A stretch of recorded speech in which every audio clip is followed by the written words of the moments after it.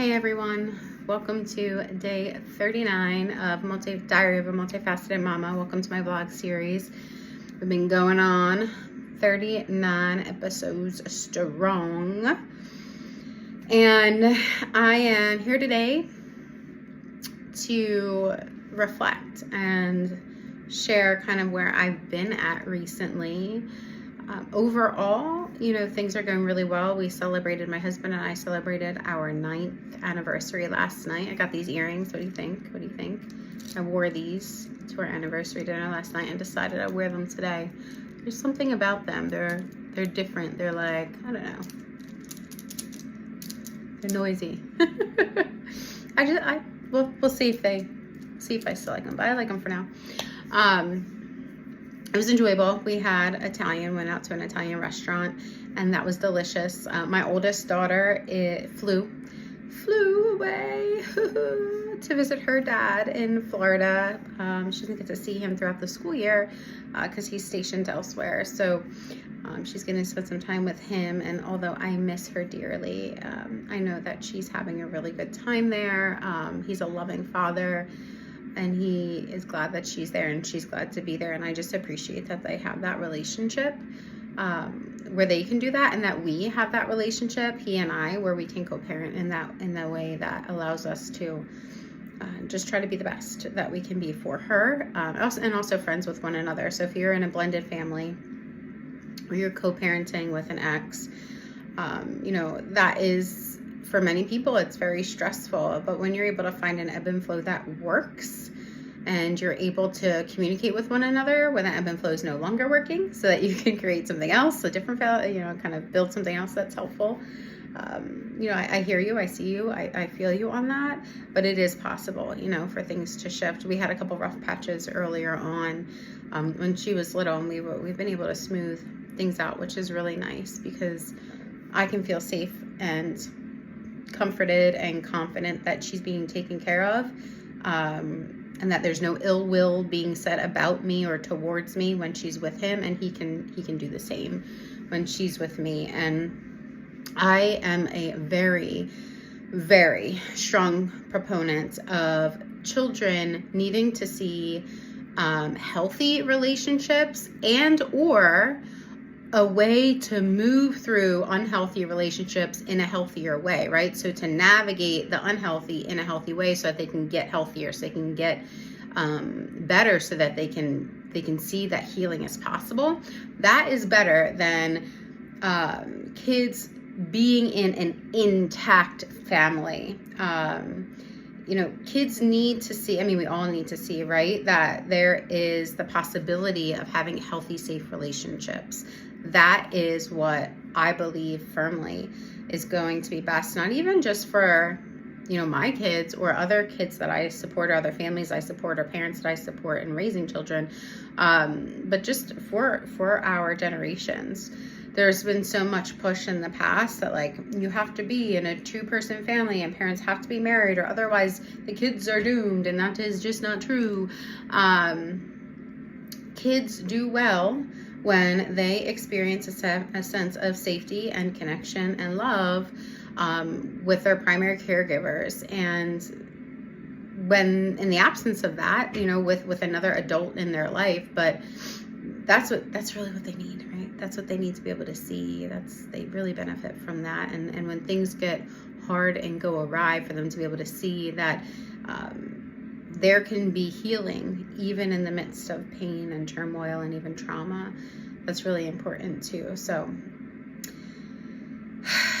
I'm grateful. Just talking about it today, I'm grateful that I have that, that she has that he, as her father, has that, and that my husband, my partner, knows that no matter what thoughts may go on in his head about my having a child with someone else, he knows that there is no ill will amongst any of us. We all just want the best for her, and we all also wish the best for one another. There's so much power in that, and there's so much healthiness in that, and I desire to share that with my kids and with the world. And so that's been going on. My oldest is now done 8th grade, is headed to high school. My 5-year-old is now a kindergarten graduate, headed to 1st grade. It's crazy. I can't believe that. So I was just talking to my 10-year-old earlier today. We were talking about how in 4 years, my 10-year-old is going to have graduated 8th grade, headed to high school, and my 13-year-old is going to have graduated 12th grade, getting out of high school. And if we go 5 years, in 5 years, my 5-year-old's going to be graduating elementary school, headed into middle school, and my baby is going to be headed into kindergarten because she'll be 5. What? What? Oh my gosh, if you're a parent, you know what I'm talking about. And when we put time in this kind of perspective, it's so interesting because it's like time can go by so quickly and so slowly all at once. Isn't that amazing? So that's something I've been thinking about too, because I can remember when my 13-year-old, when I had her, I birthed her, or as my 5-year-old said, when I born her. You know, I remember that, and I remember bringing her home in the car and staring at her and like, oh, just so in love with her. And now she's 13 and she's in high school. She's headed to high school. I just can't believe it. So it went fast and it went slow, kind of all at the same time. And I'm so proud. I'm so proud of her. I'm proud of all of them. But I also wanted to talk today about, you know, I've been reflecting. There have been things that I've been thinking about as far as kind of refining. I'm always trying to refine, not always, but I always find myself circling back into refinement at some point, right? It's never just done. I circle back and circle back and circle back at some point. So I'm not just sitting in refinement all the time, but I'm circling back to a sense of refinement, of refining certain things, of where I'm putting my time and my effort and my energy. And that's a really important question I ask myself very often. Tony, where are you putting your time, effort, and energy? Why are you putting your time, effort, and energy there? Where do you want to put your time, effort, and energy? And why do you want to put it there? I often ask myself that. So I've been thinking about that recently because I can feel that, and I know that there are continuous, momentous, beautiful things that are unfolding and are going to continue to come, especially throughout this 35th year of my life. At the same time, I also can feel and know that there is a timing piece to all of these things that are unfolding, of which I don't have complete or total control over, right? And so as I'm refining, I'm asking myself, like, as these things are unfolding, some are personal, like family life stuff, some are professional, more outward work related things. As these are unfolding, I want to be able to be fully present for both of those things, for the family stuff, for the career, professional, kind of outward facing stuff. I want to be able to be fully present and embracing and enjoying both of those things. And so as they're unfolding, or am I allowing myself to let timing be what timing is, or am I trying to squeeze it all in at the same time? Because if I'm trying to squeeze it all in at the same time, then I probably won't be able to be fully present for all of those things. And of course, I don't want that, right? I want to be able to be fully present. That's really important to me. Also, there's part of me that's like, but also I don't want to wait forever, right? So that's my voice that has historically been there for me, that likes to get things done. And it's not that it's impatience, it's just maybe a determination kind of thing is like the word that I'm going for. So I'm in this place where I am practicing, revisiting, like, where am I going to refine what I'm going to prioritize as far as where I'm putting my time, effort, and energy. And also, am I going to just remember to practice patience, practice patience, practice patience, because I know that these things are going to unfold. I know that they're already unfolding. And I trust that. I trust that. Now, if I were to share these things are not all ready to be shared, like outwardly yet, but if I were to share these things at this moment, some people would tune in and they'd be like, this is not unfolding yet. This is not happening yet. I don't know what you're talking about, right? Like, which is why they're not yet ready to be outwardly shared, because I can feel that they're unfolding. I can see the shifts, subtle or otherwise. And so I know that that's the case.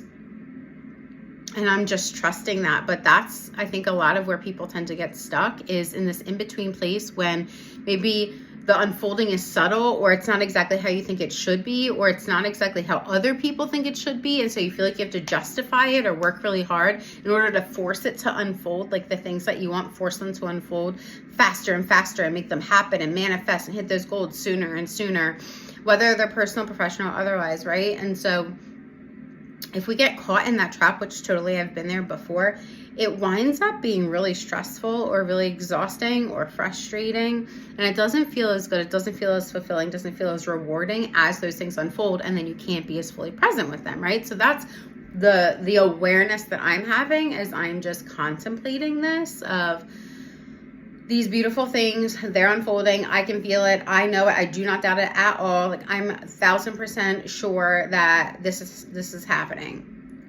I don't know all the details of everything all of the time. I don't know all the timing of everything all the time. And that's okay.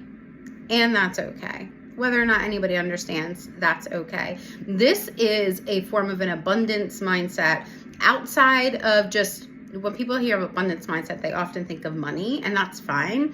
Abundance mindset can be applied to money, but abundance mindset also can be applied to just a lifestyle, right? The way that you're living your life, the way that you are viewing what is available, the possibilities that are available to you, to me, to us, to the world.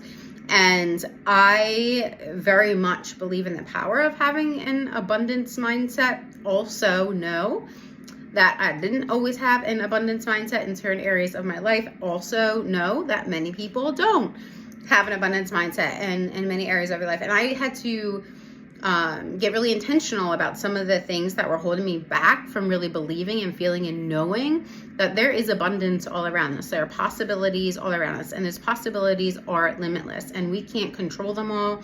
We can't predict them all. That's where faith and trust come in, and that's cool. That's okay. And that brings me to a post that I recently shared that kind of pulled me into wanting to do this vlog recording right now today.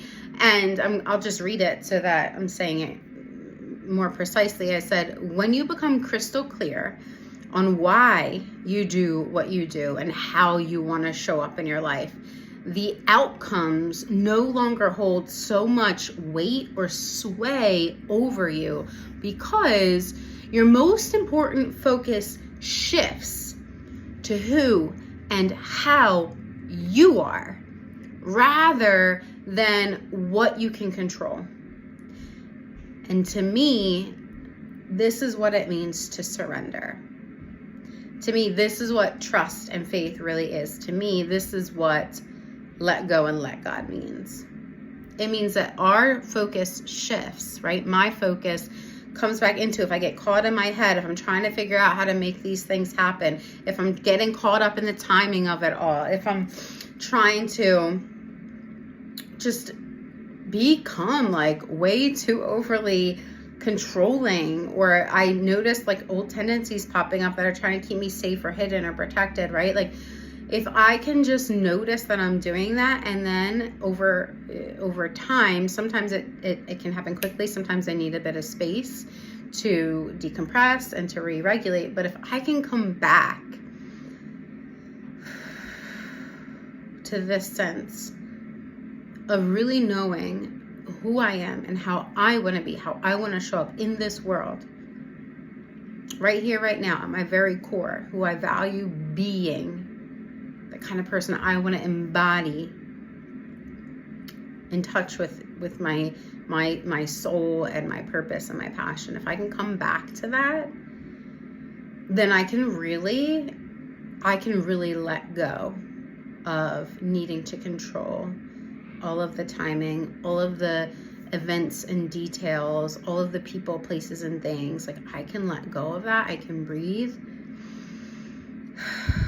because I can trust and have faith that when I am doing the best I can do to come back to who I truly, truly at my core know that I value being, and do my best to try to show up in that way with integrity and care and compassion and love in my heart for myself and others, then the forces that be, God, the higher power, the source, the creator of all, like, that energy is so much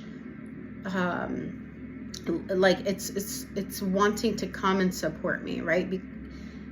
And I'm allowing it when I'm in this place of just knowing who I am and doing my best to show up in alignment with that. Like, if I could just practice that and trust that and lean into that, then I know it sounds cliche, and maybe even, you know, for someone that's like you're getting a little woo-woo on me, that's cool, that's fine if you feel that way, but things do start to fall into place because I won't be pushing so much. I won't be efforting so much. I won't be straining or stressing so much. I won't be trying to do all of these things, spinning my wheel to control things and variables and uncertainties and the unknown that I really can't even do anything legit about. Like, I don't have control over all of that,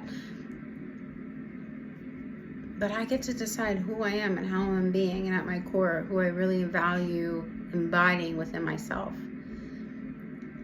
That is so powerful to me. It was life-changing for me when I really embedded that into my life intentionally for the first time. This was, I don't know, this was several years ago when I first started doing that. I talk about ways that you can do that in my book, The Reset, as well. I believe it's in chapter 4 or 5 that I talk about that. But even now, like years later, I still come back to that. And when I come back to that, I keep practicing coming back to that, honestly,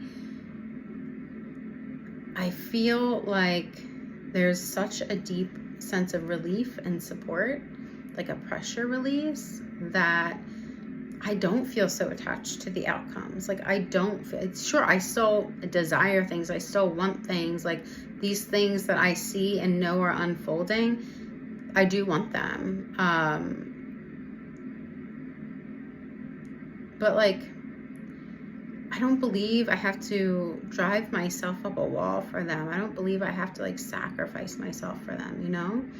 And I did believe that for a long time, for the first few decades of my life. So I wanted to just bring this reflection here, because I think that, you know, as we continue to learn, to grow, to live, to lead, to love in life, we circle back around to the basics, to the foundational elements, to the basic principles of life and living in a meaningful, healthy way. And this, for me, this is one of them, a major pillar of them. This is it, like knowing who I am, coming back to who I am and how I want to show up in this world, even and especially when you know, maybe certain things aren't looking the way we thought they would look at a certain time period, or whatever the case is, or things are feeling really hard or really stressful. Like, to come back to this internal sense of knowing who we are, it's so comforting.